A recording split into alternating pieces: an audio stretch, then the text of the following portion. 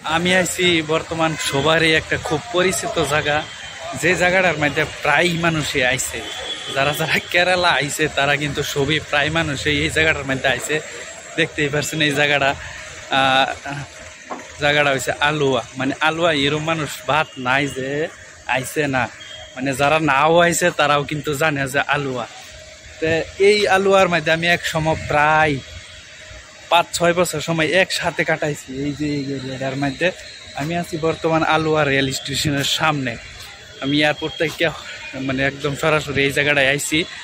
নেন দু একজন বন্ধু আছে, তাদের সাথে দেখা সাক্ষাৎ করব, কথা বলবো, আর একটু কাম আছে আলুয়া।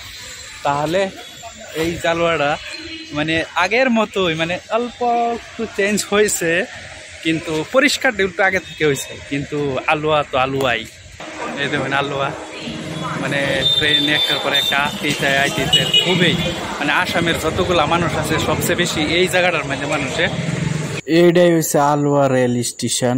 রেল স্টেশনের সামনে আমি অনেক দিন পরে আসলাম, এসে অনেকে ভালোই লাগছে, কয়েকজনের সাথে দেখা হইল। আলুয়া আগের থেকে দেখা যাওয়া অনেক সাজুখুজু করছে, অনেকেই সাজুখুজু দেখা যাইতেছে, আগে থেকে অল্প ভালোই দেখা যাইতেছে, অনেকেই সুন্দর। এটা রেল স্টেশন থেকে পারনের লগে লগে যে রাস্তাটা রোডটা পাওয়া যায় এটা। আর এই জায়গাটার মধ্যে এই যে রূপটা দেখছেন, এই বিল্ডিংটার মধ্যে প্রায় 6 বছর সময় কাটাইছিলাম একসাথে।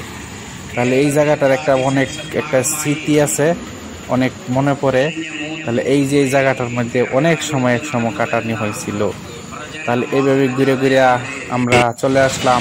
এই যে আলোয়া দেখুন, আলোয়ার এই যে এই পিছনে বিল্ডিংটা যে এভারেস্ট, এটার মধ্যে প্রায় আমি 5 থেকে 6 বছর সময় কাটাইছিলাম। তাহলে এই জায়গাটা আমার লাগে অনেক পরিচিত জায়গা। প্রায় অনেক বছর পরে আসছি হঠাৎ করে, অনেক কিছু পরিবর্তন হচ্ছে। এইগুলো বিল্ডিং আছে সব কিছু পরিবর্তন হয়ে গেছে। তাহলে এই জায়গার মধ্যে আমাদের দেশের বাড়ির যারা অনেকেই আছে, অনেকে কাম করে। আর এই জায়গাগুলো এই যে আলুয়া। তাহলে আমি যাইতেছি সরাসরি একদম বাস স্টেশনে। বাস স্টেশন কিন্তু একবার আমি যেমন আইসলাম দেখছিলাম একদম ভাঙ্গা সাঙ্গা। তাহলে আমার কিরকম না বাস দেখতে পারবেন যে কীরকম হচ্ছে। তাহলে এই যে এগুলা দোকান আছে, যে এইগুলা দোকানে হয়েছে কিন্তু আমাদের দেশের মানুষ কিন্তু অনেকগুলো আছে। তাহলে দেখতেছি সরাসরি বাস স্টেশনে আছে। এই বাস স্ট্যান্ডটা দেখা তো দেখি অনেক সুন্দরই করে ফেলছে।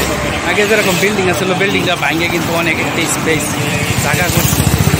অবশ্যই দেখুন আমি দেখাইতেছি যে আলুয়া বাস কেএসআরটিসি বাস স্ট্যান্ডটা কীরকম হচ্ছে।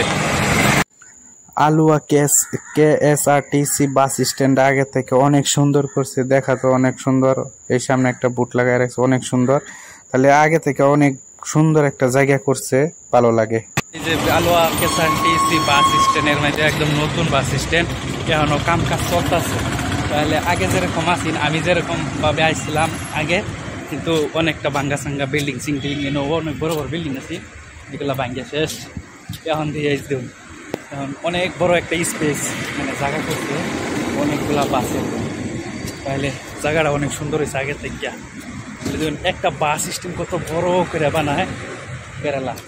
তাহলে এরকম বাস স্ট্যান্ড হয়তো অন্য বাস স্ট্যান্ড থেকে এটা পারলে ছুট হয়ে আছে, মানে খুব বড় বড় বাস স্ট্যান্ড আছে।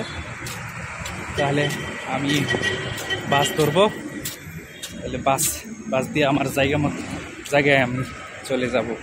তাহলে এটা একটা ছোট ভিডিও আছে আলুয়া থেকে। যেহেতু আলুয়া আইসি, ভাবছি একটা নতুন মানে অনেক দিন পরে একটা স্মৃতি আসছিল, বা স্মৃতিটার হঠাৎ মনে পড়ে যায়। মানে যতখানি যাই কিন্তু আলুয়ার কথাটা বেশি মনে, কারণ মানে প্রথম বিদেশে হয়েছে আলুয়া থেকে। তাই প্রথম জিনিসটা অনেকেই